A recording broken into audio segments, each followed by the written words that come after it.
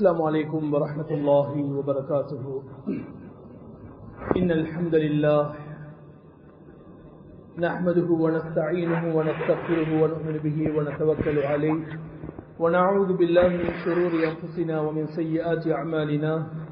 من يهده الله فلا مضل له ومن يضلله فلا هادي له. أشهد أن لا إله إلا الله وحده لا شريك له وأشهد أن محمدا عبده ورسوله. أما بعد، أعوذ بالله من الشيطان الرجيم. بسم الله الرحمن الرحيم. يا أيها الذين آمنوا اتقوا الله ولتنظر نفس ما قدمت لغد واتقوا الله إن الله خبير بما تعملون. وقال نبينا مصطفى حبيبنا صلى الله عليه وسلم: أكمل المؤمنين إيمانا أحسنهم خلقا وخياركم خياركم لنسائهم أو كما قال صلى الله عليه وآله وسلم. கண்ணியமான அல்லாஹ்வின் நல்லடியார்களே, அன்பான உலமாக்களே, அன்பு சகோதரர்களே, ஸல்லல்லாஹு அலைஹி வஸல்லம் அவர்கள் சொன்னார்கள், ஒரு காலம் வரும். அது எப்படிப்பட்ட காலம் என்று சொன்னால், லதத்தபிஉன்ன ஸனனல் லதீன மின் क़ப்லிகும் ஷிப்ரன் பிஷிப்ரின் வதிராஅன் பிதிரா. முன்னே வாழ்ந்த மக்களுடைய சுன்னாக்களை, கல்ச்சரை எங்கட மக்கள் அணுவாக சானாக பின்பற்றுவார்கள். அப்போது சஹாபாக்களை பார்த்து அல்லாஹ்வுடைய தூதர் சொன்னார்கள், ஒரு உடும்பு அதனுடைய பொந்துக்குள் நுழைந்தாலும் இந்த இஸ்லாமிய உம்மா, இந்த இஸ்லாமிய சமூகமும் அதற்கு பின்னால போவார்கள். அப்போது அல்லாஹ்வுடைய தூதரிடத்துல சஹாபாக்கள் கேட்டார்கள், யா ரசூலல்லாஹ், நீங்க யார சொல்றீங்க? ஆல் யஹூது வன் நஸாரா, யூதர்களே நஸாராக்களைமா சொல்றீங்க? அல்லாஹ்வுடைய தூதர் சொன்னாங்க, கால ஃபமன், நான் வேற யார சொல்றேன்? இவங்களை தவிர நான் வேற யார சொல்றேன் என்று சொன்னாங்க. கண்ணியமான சகோதரர்களே, இன்னைக்கு எங்களோட உம்மத், எங்களோட சமூகம் இஸ்லாம் என்றா என்ன என்பதை சரியாக இன்றைக்கு நிறைய மக்கள் விளங்கல்ல. இஸ்லாம் என்றா அது ஒரு மதம் அல்ல, அது ஒரு மார்க்கம். இஸ்லாம் என்பது ஒரு மாற்று மத சகோதரர் சொல்றாரு, உங்களோட மதம் ரொம்ப அழகான ஒரு மதம். நான் சொன்னேன், அது மதம் அல்ல, அது ஆகம். அது தர்மம் அல்ல, அது ஒரு ஆகம், மார்க்கம். இஸ்லாம் என்பது அது தர்மம் அல்ல.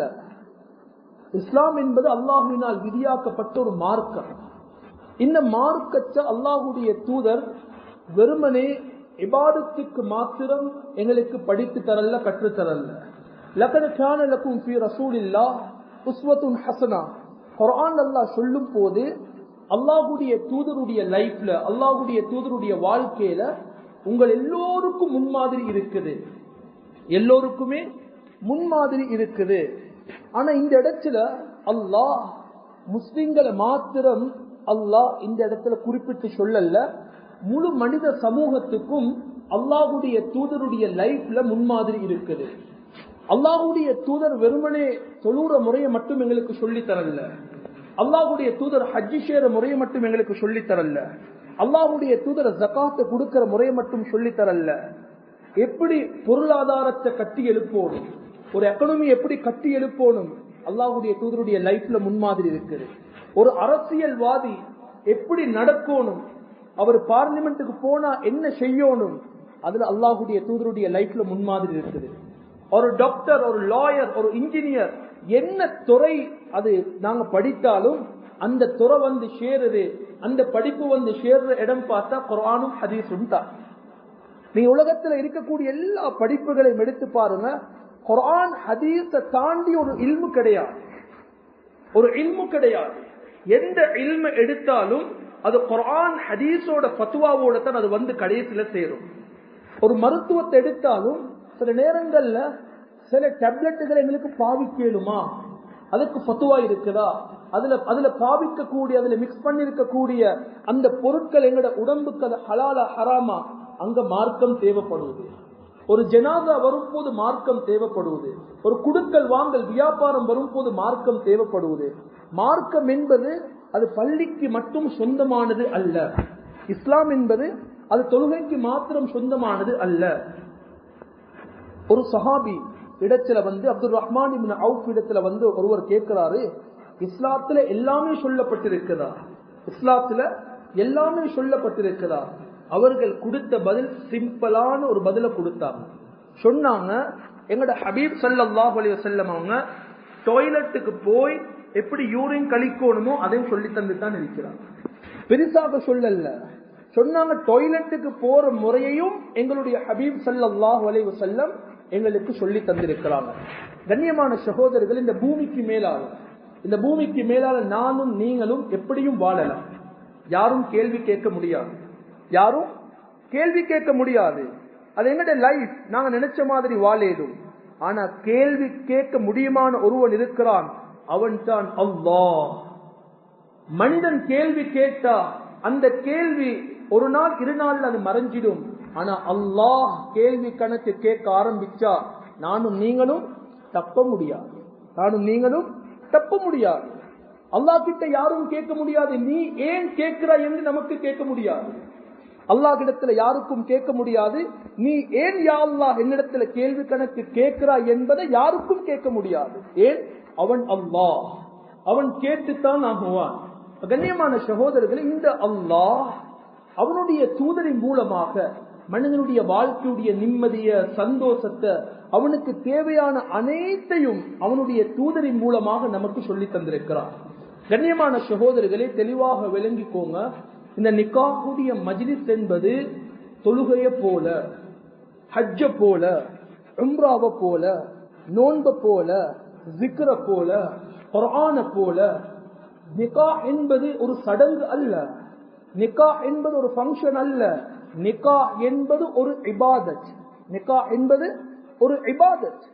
ஒருவர், நான் நேற்று முன்தினம் தொடர்ந்து நிக்காஹ் பயான், இதுல எல்லாமே நான் சொன்ன என்னென்றா, ஒருவர் தொழுகைக்கு வாராரு, தொழுகைக்கு தக்பீர் கட்டும் போது நியத்து வைக்கிறாரு. அசருடைய தொழுகையில நான் இஷாவை தொழ போறேன்னு நியத்து வச்சா தொழுக கூடுமா? தொழுக கூடாது. ஒருவர் தஹஜ்ஜுக்கு நியத்து வைக்கிறாரு, நாம் துஹாவை தொழ போறேன்னு நியத்து வச்சா அவருடைய தஹஜ்ஜுத் கபூல் ஆகாது. அந்தந்த நேரத்தில் அந்த நியத்தை வச்சா தான் அந்த அமல் கபூல் ஆகும். நிக்காஹ் எப்ப கபூல் ஆகும்? எங்கட சமூகம், எங்கட சொசைட்டி நிக்காஹ் ஒரு ஃபங்க்ஷனாக பார்த்துட்டோம், நிக்காஹ் ஒரு சடங்காக பார்த்துட்டோம். நிக்காஹ் அதாவது எங்களுடைய ஒரு சந்தோஷமாக கழிக்கக்கூடிய ஒரு நிகழ்வாக பார்த்துட்டோம். இல்ல, நிக்காஹ் என்பது அல்லாஹுடைய கட்டளை. யாருடைய கட்டளை? அல்லாஹுடைய கட்டளை. ஹபீப் ஸல்லல்லாஹு அலைஹி வஸல்லம் உடைய சுன்னா. இந்த ரெண்டும் ஆக முக்கியம்.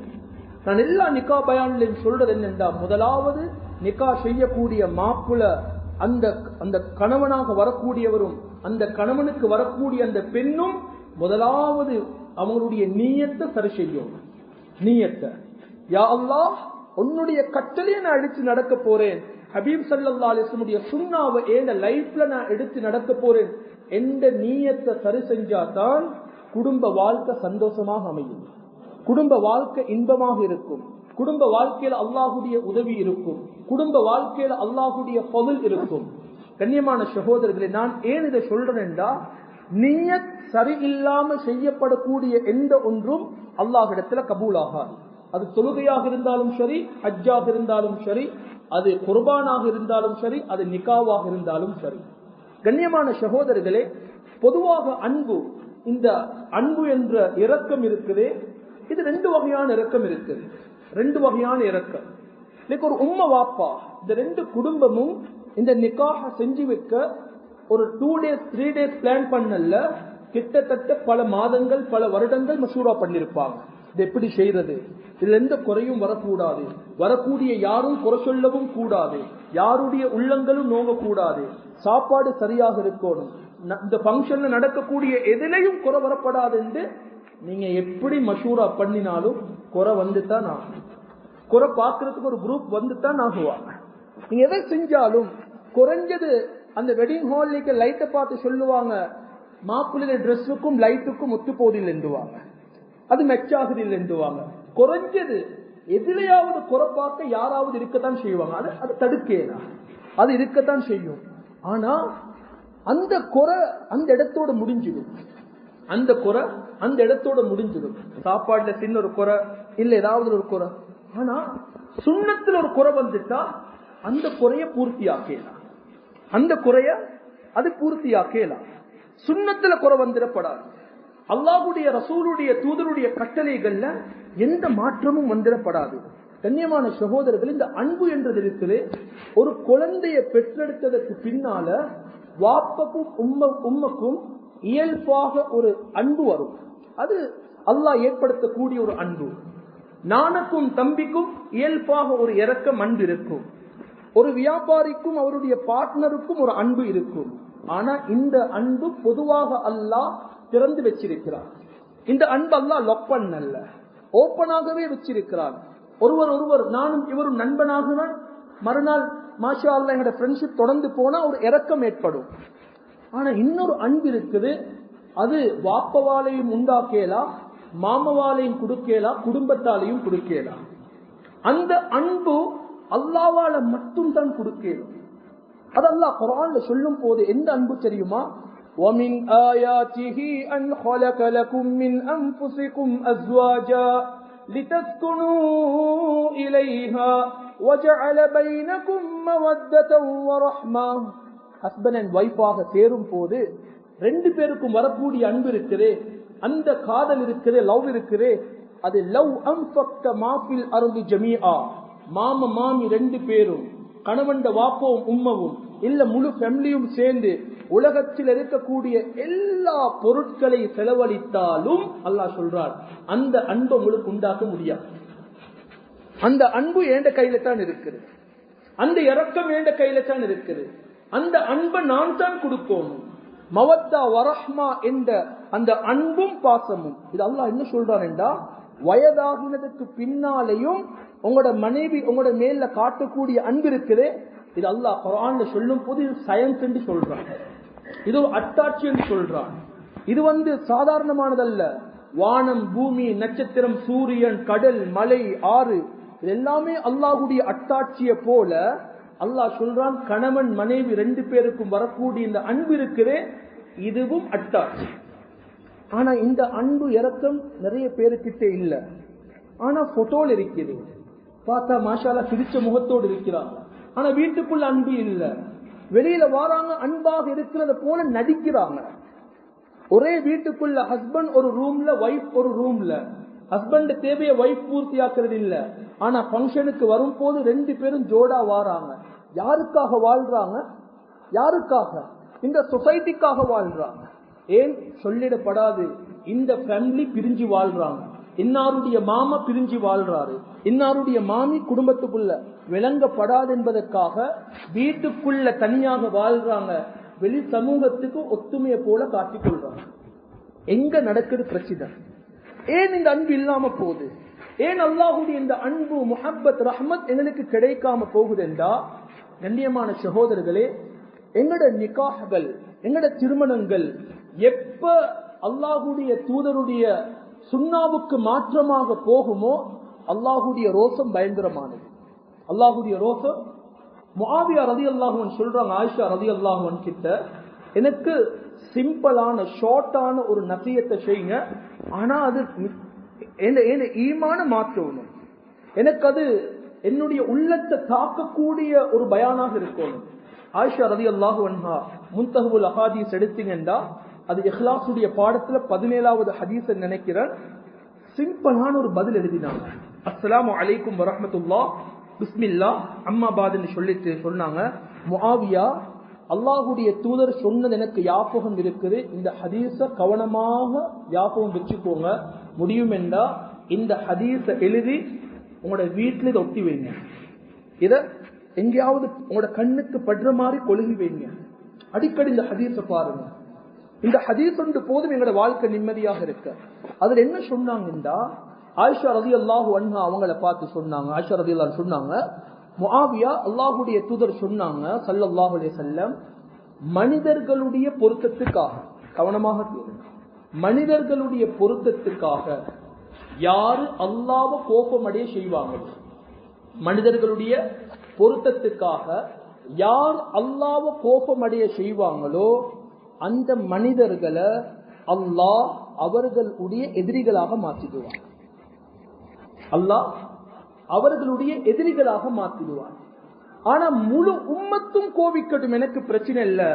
அல்லாஹ்வுக்கும் அல்லாஹ்வுடைய தூதருக்கும் நான் மாறு செய்ய மாட்டேன். எனக்கு அல்லாஹ்வுடைய ரிபா, அல்லாஹ்வுடைய அன்பு தேவை என்று யாரு செய்வாங்களோ, அது எவ்வளவு பெரிய மனிதராக இருந்தாலும் சரி, இவருடைய காலடியில அல்லாஹ் வந்து விழ செய்வான். இவருடைய நேசனாக அல்லாஹ் ஆக்குவான். கண்ணியமான சகோதரர்களே, சுருக்கமாக 3 விடயத்தை சொல்லி முடிக்கிறேன். முதலாவது, என்னுடைய நீயத்தை சீராக்கணும். இரண்டாவது, அல்லாஹுடைய பொருத்தத்தை நாங்க தேடிக்கொள்ளணும்.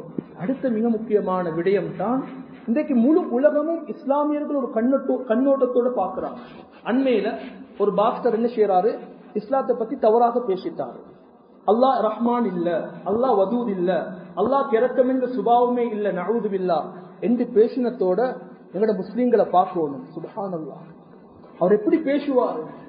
மீடியால வராங்க, அதுக்கு கமெண்ட்ஸ் பண்றாங்க, அதுக்கு வீடியோ செஞ்சு போடுறாங்க. உண்மைக்கும் அல்ஹம்துலில்லாஹ் அந்த முஸ்லீம்களுடைய ஈமான பார்க்கும் போது ஆச்சரியமாக இருக்குது, மாஷா அல்லாஹ். ஆனா அதே முஸ்லீம்களை பார்த்து நான் கேட்கிறேன், என்னையும் சேர்த்து அதுல கேட்கிறேன், மாற்று மத ஒருவர் இஸ்லாத்தை பேசும் போது எனக்கும் உங்களுக்கும் வரக்கூடிய கோபம், அந்த ரோசம், அந்த அந்த கவலை ஏன் எங்கட குடும்பத்தில் ஒருவர் அல்லாஹ்வுடைய தூதருடைய சுன்னாவை கொலை செய்யும் போது வருவதில்லை? அல்லாஹ்வுடைய தூதருடைய சுன்னாவை மாற்றம் செய்யும் போது வருவதில்லை. குடும்பத்தில் ஒருவர் தொழாம இருக்கிறாரு, அவரை பார்க்கும் போது ஏன் கோபம் வருவதில்லை? ஹோட்டலுக்கு போறீங்க, அங்க போய் கேட்கிறீங்க ஹலாலா ஹராமா, ஹராம் என்றா நான் சாப்பிட மாட்டேன் என்று சொல்லக்கூடிய மக்களை பார்த்து சொல்றேன், வீட்டுக்குள்ள வாப்ப தொழாம சம்பாதிச்சு வந்தா அதை சாப்பிடவா? அதை விட மோசம் இது, அதை விட மோசம் இது. அது ஹராம் தான். ஆனா அவன் இஸ்லாத்தை ஏற்காத ஒருவர், தொழுகை இல்லாதவர், இஸ்லாம் சொல்லுது அவருக்கும் மார்க்கத்துக்கும் எந்த சம்பந்தமுமே இல்லை என்று சொல்லி, அந்த ஹராத்தை நாங்க பார்க்கல, ஆனா இந்த ஹராத்தை பார்க்கிறோம். கண்ணியமான சகோதரர்களே, நாங்க ஹராம ஒவ்வொரு தரத்துல வச்சுட்டோம். சாராயம், பன்றி இறைச்சி, விபச்சாரம், இதெல்லாம் ஹராத்தில் உச்சகட்டம். மற்றதெல்லாம் நோமல் ஹராம், சிம்பிள் நோமல் இல்ல. மார்க்கம் சொல்லுது ஹராம் என்ற எல்லாமே ஹராம் தான். அதுல அதை பிரிச்சு பார்க்கலாம். எங்க நாட்டு சட்டத்தை போல பிரிச்சு பார்க்கலாம். இருக்கிறவருக்கு ஒரு சட்டம், இல்லாதவருக்கு ஒரு சட்டத்தை போல இஸ்லாத்துல அப்படி கிடையாது. அல்லாஹ்வுடைய தூதர் சொன்னாங்க, ஏண்ட மகள் களவெடுத்தால் நஊது பில்லாஹ் கையை வெட்டித்தான் ஆகுது. இதுதான் இஸ்லாம். என்ன சொல்ல வாரன் என்றா, ஒவ்வொரு அமலும் எப்படி மாறணும் என்று சொன்னா இஸ்லாம் சொல்லி தந்த முறையில ஆகும். ஆனா எங்கட முஸ்லிம்கள் கவலையான விஷயம் என்னென்றா, ஒவ்வொரு விஷயத்தை எடுத்தாலும், ஒவ்வொரு அமைப்பு எடுத்தாலும் இஸ்லாத்தை தவிர மற்ற கல்ச்சரை பின்பற்றாங்க. உதாரணமாக நிக்காஹ் எடுத்துக்கொள்வோம். எங்கட மார்க்கத்தில் நிக்காஹ் என்றா என்ன? நிக்காஹ் மாற்று மத சகோதரர்கள் அண்மையில கூட மம்பளப்பிட்டியில ஒரு ஃபங்க்ஷன்ல எங்களுடைய போலீஸ் பெரியவர், அதாவது யார் தென்னப்போன், அவர் பேசுற நேரத்துல சொன்னாரு, பூஜை குத்துமா உங்களோட மார்க்கத்தை எனக்கு பார்க்கிற நேரத்தில் ஏன் சந்தோஷம் தெரியுமா? 2 விஷயம் எப்பயும் சிம்பிளாக இருக்குது. ஒன்று உங்களோட திருமணம், 2வது நீங்க மரணத்துக்கு பின்னால உங்களை அடக்கக்கூடிய விதம். இந்த 2ஐயும் பார்க்கும் போது எனக்கு எப்பயும் ஆச்சரியமாக இருக்குது என்று சொல்லிட்டு குர்ஆனுடைய வசனம் எல்லாம் அவர் எனக்கு ஓதி காட்டுறாரு. குர்ஆனுடைய வசனத்தை ஓதி எனக்கு காட்டுறாரு. அவங்க இஸ்லாத்தை விளங்கி இருக்கிறாங்க. ஆனா உண்மையில அவங்க வந்து பார்த்தாங்க என்று சொன்னா, இல்லையே இது இஸ்லாம் இல்லைன்னு சொல்லக்கூடிய அளவுக்கு தான் இருக்குது. உண்மையில எங்கட மையத்து விஷயங்கள் எல்லாம் ஹைராக நடக்குது. பயமாக இருக்குது, கொஞ்ச காலம் போனா அதுவும் மாறிடுமா என்று தெரியா, எல்லாமே மாறிக்கொண்டு போகுது. இஸ்லாமிய ஷரீஆவுடைய சுன்னாக்களை நாங்க அதை எங்களுக்கு அல்லாஹ்வுடைய பொருத்தத்தை விட மக்களுடைய பொருத்தம் தான் தேவைன்னு நினைக்கக்கூடிய ஒரு காலமாக மாறிது. எங்க இஸ்லாத்தை பொறுத்த வரைக்கும் சிம்பிள். நிக்காஹ் என்று சொன்னா கணவன் வாராரு, மகர் பெண்ணுக்கு விருப்பமான ஒரு மகரை கொடுக்கிறாரு. 2 பேரும் மாமா கஷ்டப்பட்டு வளர்த்து கண்ணியமாக உருவாக்கின தன்னுடைய பக்குவமான பிள்ளைய இவருக்கு ஒப்படைக்க போறாரு. இவர் ஒரு வார்த்தை சொல்ல போறாரு, கபில் தூ, நான் பொழுந்து கொள்கிறேன், உங்களோட மகளை என்னுடைய பொறுப்பு எடுக்கிறேன். எந்த பொறுப்பு எடுக்கிறாரு? எந்த பொறுப்பு? உலகத்துல வாழ வைக்கிற பொறுப்பு மட்டுமல்ல, கூ அன்புசக்கும் அஹ்லீக்கும் நாரா, நரகத்தில இருந்து பாதுகாக்கக்கூடிய பொறுப்பையும் மாமா நான் எடுக்கிறேன். இதற்கு பின்னால் உங்களுக்கு பொறுப்பு இல்ல. மாமா பார்த்து சொல்றாரு, உங்களுக்கு பொறுப்பு இல்ல. உங்களோட மகளை சொர்க்கத்துக்கு நுழைய வைக்கிறது அது ஏண்ட பொறுப்பு, அது எனக்கு தான் இனி கடமை. என்ன நடந்தாலும் அதுக்கு நான் தான் ஜவாபு சொல்லணும். கபீல்து என்று சொன்னதற்கு பின்னால அந்த பெண்ணுடைய முழு பொறுப்பும் இந்த கணவனுக்கு தான். கண்ணியமான சகோதரர்களே, ஆனா இன்னைக்கு எங்களுடைய இஸ்லாமிய சமூகம் இஸ்லாத்தை தவிர மத்த எல்லா கல்ச்சரும் இருக்குது. நாங்க மாற்று மத சகோதரர்களை அன்பாக நேசமாக அரவணைச்சு நடக்கணும் தான். அதனால அவனுடைய எல்லா கல்ச்சரையும் இஸ்லாமாக்க முடியாது. உதாரணமாக எங்களுக்கு 2 தான், ஒன்று நிக்கா, ஒன்று வலீமா. ஒரு பெண் வீட்டுல ஒரு சாப்பாடு போடுறாங்க, பிரச்சனை இல்லை, அது ஹராம் கிடையாது, செஞ்சதுக்கு பிரச்சனை இல்லை. ஆனா எங்கட இஸ்லாம் ஷரியா எடுத்து பாருங்க, இந்துக்களுடைய கல்ச்சர் எங்கட மதத்தில் இருக்குது, எங்கட மார்க்கத்தில் இருக்குது. கிறிஸ்டியானி மக்களுடைய கல்ச்சர் எங்கட மார்க்கத்தில் இருக்குது. அதே போல பௌத்த சகோதரர்களுடைய கல்ச்சர் எங்கட மார்க்கத்தில் இருக்குது. இன்னைக்கு ஒரு ஹிந்து சகோதரர் எடுத்தா அவங்களோட செலவு பயங்கரமான செலவு.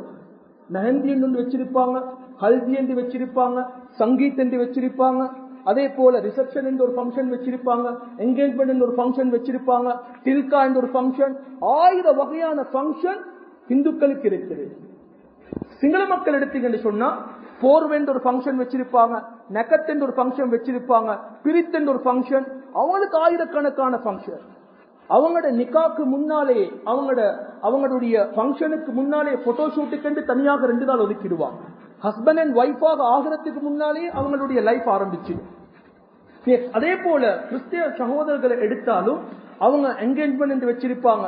அதே போல அவங்களுடைய மெயின் ஃபங்க்ஷனே ஏதோ ஒரு அமைப்புல மதுபானங்கள் பியர் ஃபங்க்ஷன் கட்டாயமா வச்சிருப்பாங்க. ஆனா இஸ்லாத்துல ஆச்சரியம் என்னண்டா, இந்த எல்லா ஃபங்க்ஷனும் எங்க இருக்குது தெரியுமா? எங்க இருக்குது? எங்கட மார்க்கத்தில் இருக்குது. நாங்க எல்லா சகோதரர்களுடைய கல்ச்சரையும் கொண்டு வந்து இதற்குள்ள பூத்திட்டோம், இதற்குள்ள நுழைச்சிட்டோம்.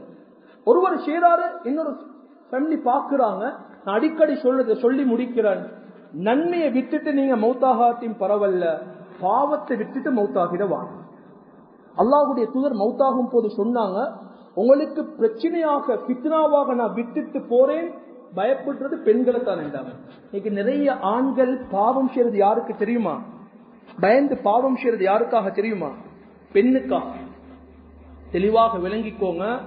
3 பெண்களை கொண்டு எங்களுக்கு சுரகத்துக்கு போகலும், 3 பெண்களை கொண்டு எங்களுக்கு நரகத்துக்கு போகலும். ஒன்று எங்களோட உம்மா, ஒன்று எங்களோட மனைவி, 4 பெண்கள், ஒன்று எங்களோட சகோதரி, ஒன்று எங்களோட மனைவி. இந்த 4 பெண்களை கொண்டு அல்லாஹுடைய ரிவாவை எங்களுக்கு அடையவும் முடியும். இந்த 4 பெண்களை கொண்டு அல்லாஹுடைய கோபத்தடையவும் முடியும். அல்லாஹுடைய கோபத்தடையவும் முடியும்.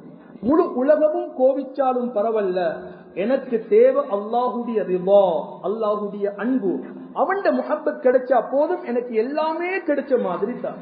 கண்ணியமான சகோதரர்களே, அல்லாஹு நல்லடியார்களே, நாங்க எங்களோட வாழ்க்கையில முழுமையான அளவுக்கு ஸல்லல்லாஹு அலைஹி வஸல்லம் சுன்னாக்களை நாங்க எடுத்து நடக்கணும்.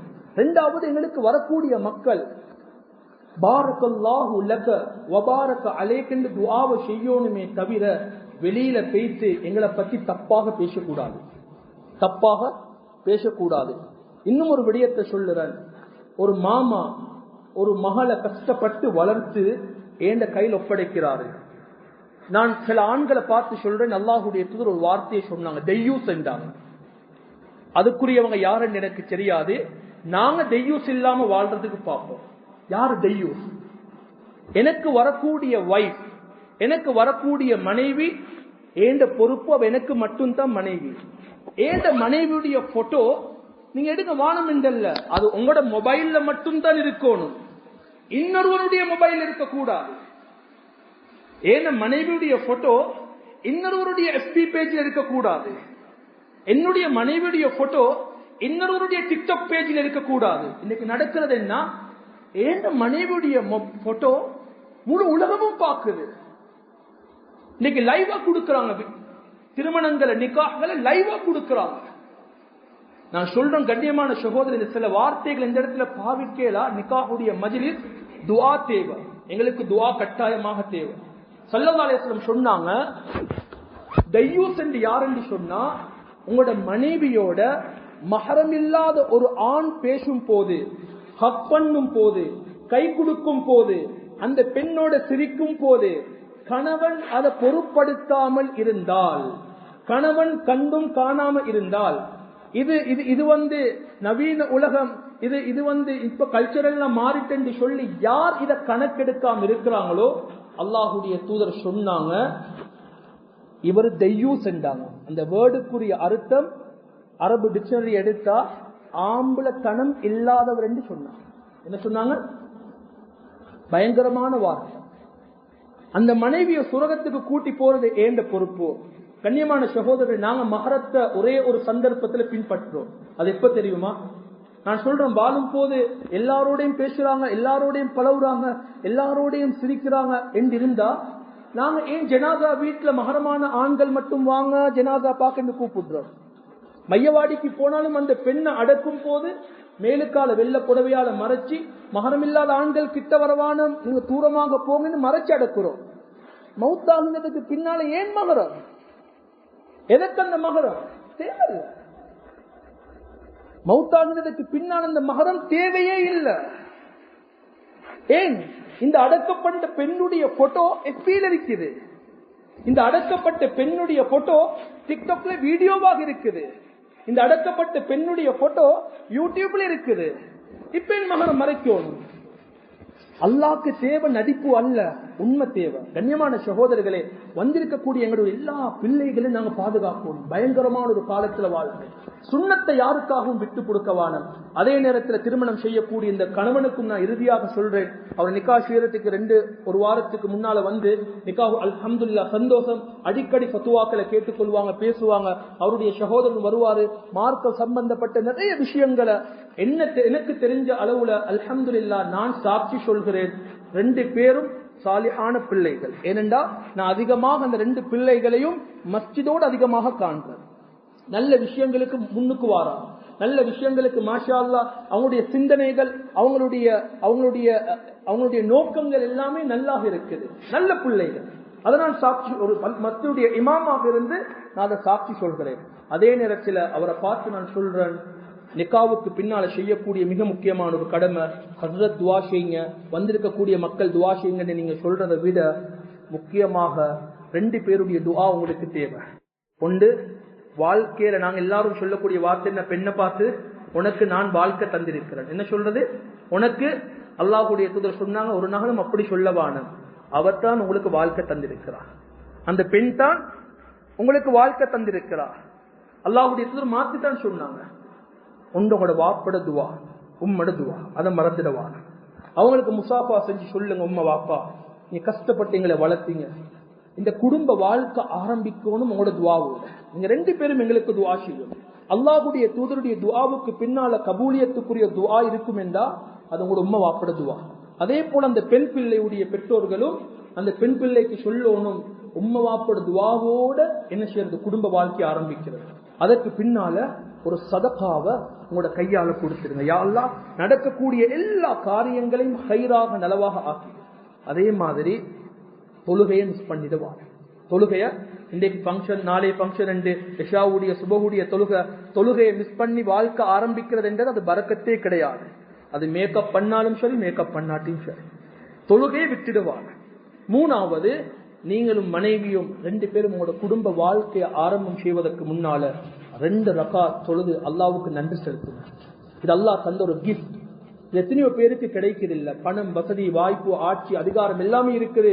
ஆனா எத்தனையோ பேர் இன்னும் நிக்கா செய்யாம இருக்கிறாங்க, தவறான வாழ்க்கையில வாழ்ந்து கொண்டிருக்கிறாங்க. இது அல்லாஹ் அவங்களோட மேல வச்ச அன்பில் அல்லாஹ் அவங்களுக்கு கிஃப்டாகத்தான்.